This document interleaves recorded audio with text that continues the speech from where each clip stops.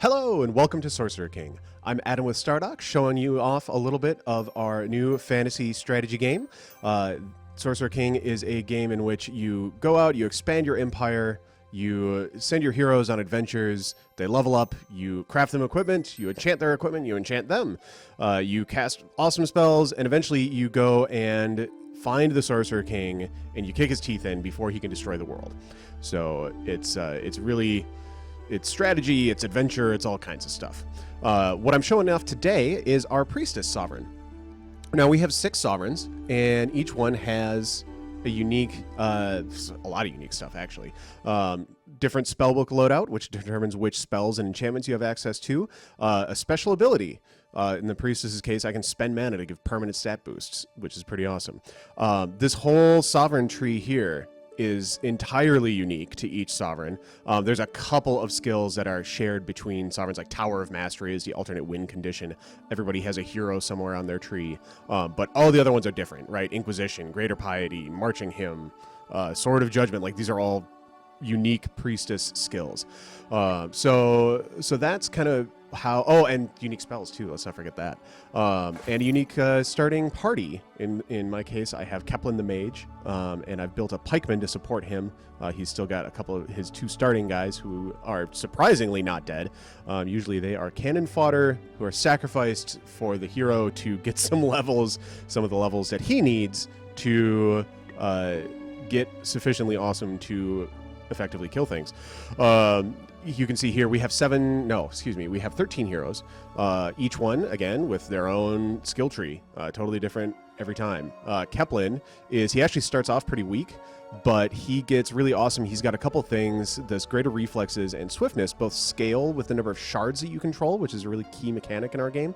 You need to go out onto the map, beat up the things that are taking over the territory that the shards are in. There was a layer of monsters, it was stalkers down here that I cleared earlier and dropped an outpost so I could get the shard, which gives me more magic and it lets things scale really effectively. So he gets extra initiative every time I capture a shard. He gets extra dodge every time I capture a shard. Those 2 things by themselves are really good, but then he also scales really well because he lets your Sovereign cast more spells in battle. And that can get extremely powerful, especially with the Priestess, who's a really good spellcaster, especially if you specialize her that way. So anyway, I'm going to jump into combat and show you why it is that the Priestess is my favorite of the Sovereigns. My personal favorite. I mean, I love all of them, don't get me wrong, but I really particularly enjoy the Priestess. So, okay. So I'm going to do a little shooting. Going to shoot me some bandits. So Keplen has a range attack. He does that. That's great. Now I can show you the single reason that the Priestess is so great. So she has 4 unique spells that only she gets. 2 of them cost no mana, which is unique, right? So she can cast Into the Light, which is a small damage spell, and Restore, which is a small healing spell. She can cast those for no mana, so getting those extra spell casts is really nice. Normally, your Sovereign can only cast 2 spells per combat. I can cast 3 already because Keplen has... Or no, excuse me, it's because I had picked Clairvoyance in her skill tree. Keplen will also eventually level up into that, but the Sovereign can do it herself too. Anyway... Into the Light does a tiny amount of damage. 3 damage plus 1 per shard is really not very much. And it costs your unit's turn to call the Sovereign and have the Sovereign do a spell. But if I kill this guy, and I'm going to do 5 damage, as you can see on the scroll. Well, actually, I'm going to do more damage because I have Spell Mastery. But anyway, I killed him. I actually get that much bonus mana for doing it. And so it's a little bit of kind of a skill game of getting guys low enough that you can get the killing blow with Into the Light. Because, yeah, those pikemen are going to get things done. The thing with Into the Light is that it only gives you the mana if you actually strike the killing blow with that spell. And so it's actually pretty interesting. Keplen has an ability called Shadow Bolt. And Shadow Bolt is... it doesn't do a ton of damage. It only does 6 damage. It never scales to more damage unless you give Keplen items of Spell Mastery. Or increased spell damage or whatever it's called. Anyway, it always only does 6 damage, so it's really nice to shave off some health to get them down to a critical state so you can finish them off with Into the Light. Now, Into the Light is super good, but you can only cast it every 10 rounds. And generally, combats don't really last 10 rounds, so you can really kind of cast it once per combat, which keeps it from getting totally out of control in terms of just generating ridiculous amounts of mana. It's still really good. Like right now, I get 7 bonus mana for every fight that I do, basically, if I successfully do pull off and Into the Light, which is really nice.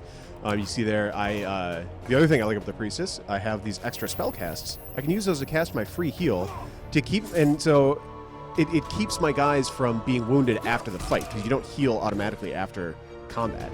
So we finish this off. I only took a total of 1 damage here and got 7 bonus mana, right?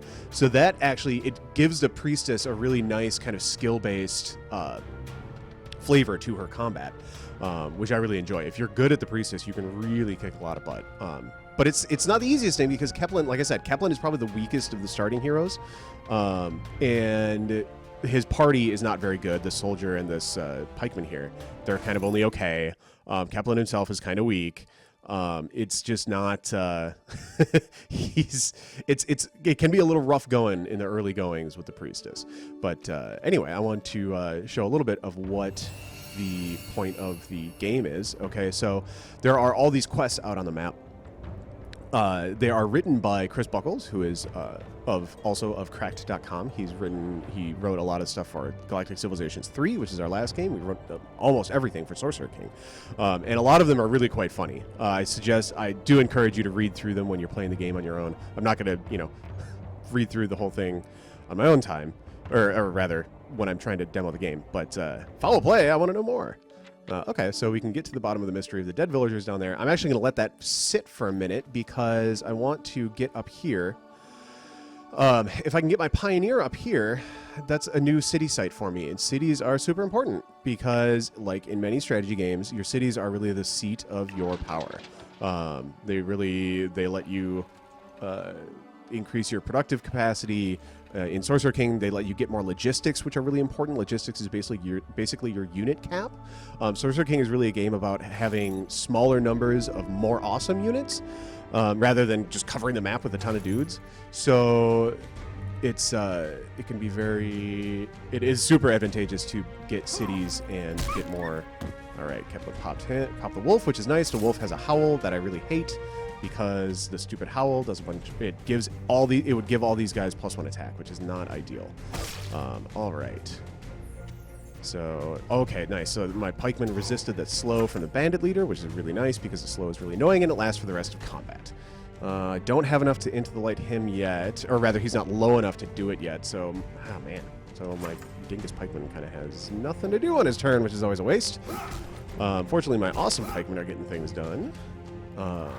Now, I do keep these guys around, my dingus pikemen and my dingus swordsman, because they count as quest-granted units, which means that they don't actually have a logistics cost to keep them out.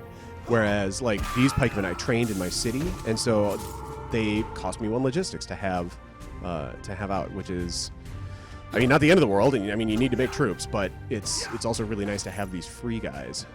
Man, I'm going to actually, well, let's see.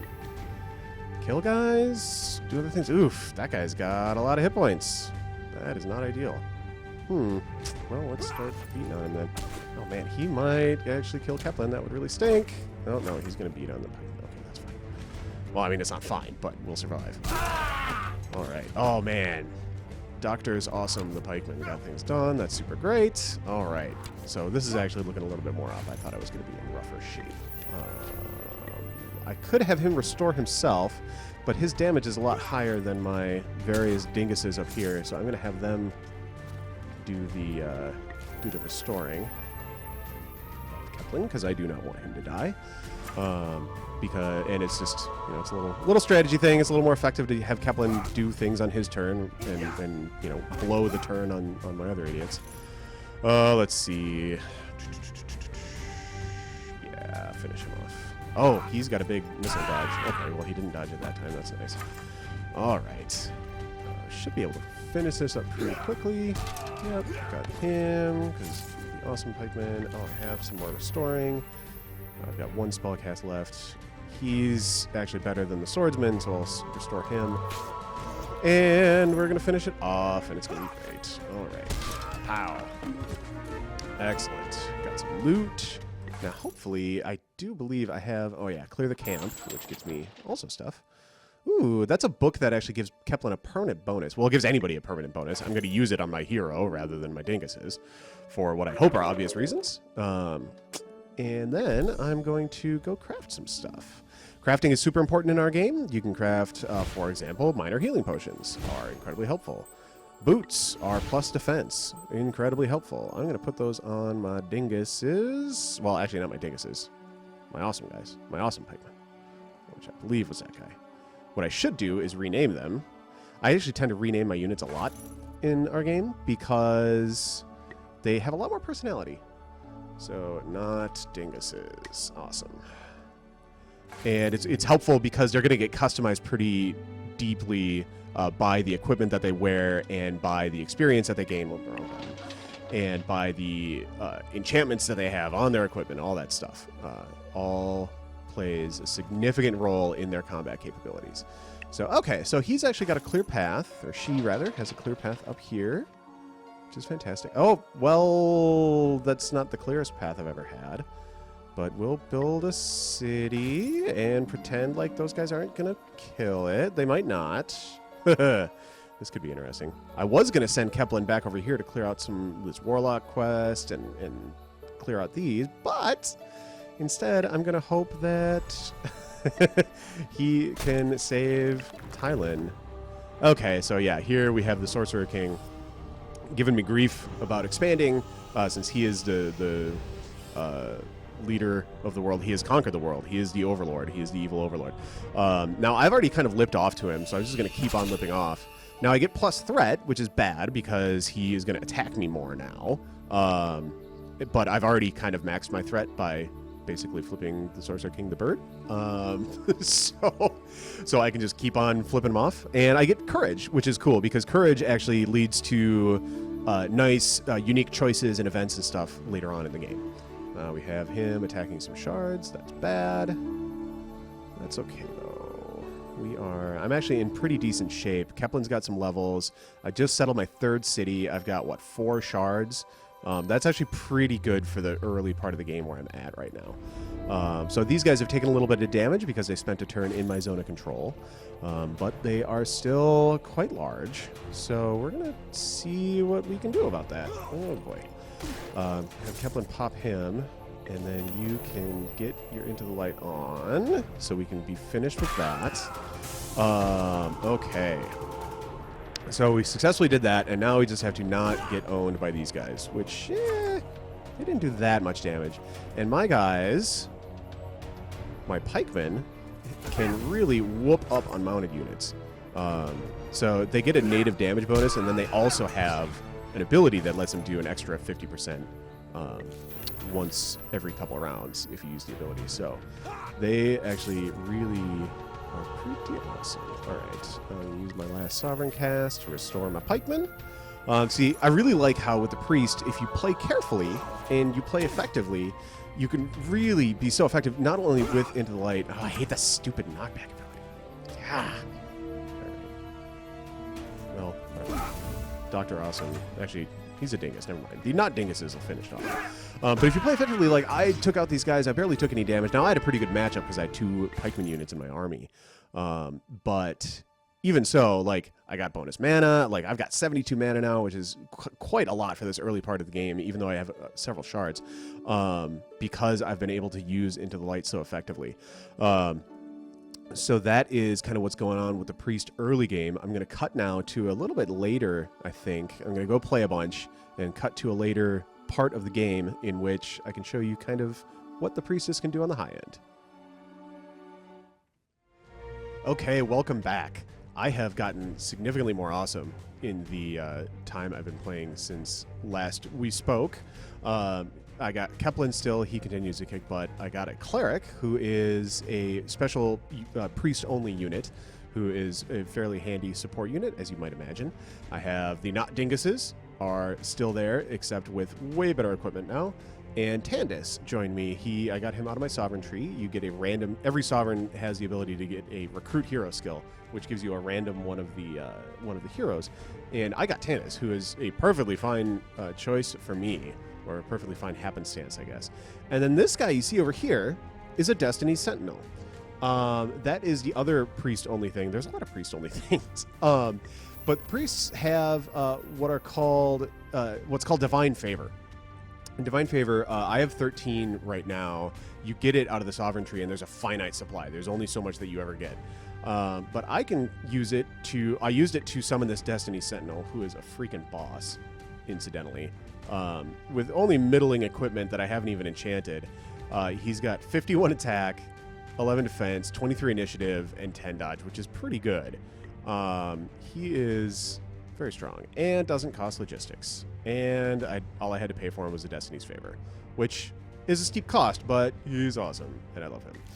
The other thing I can do is I can spend it on Heroic Precision. I'm going to cast that on Tandis. He now will never miss for the rest of the battle.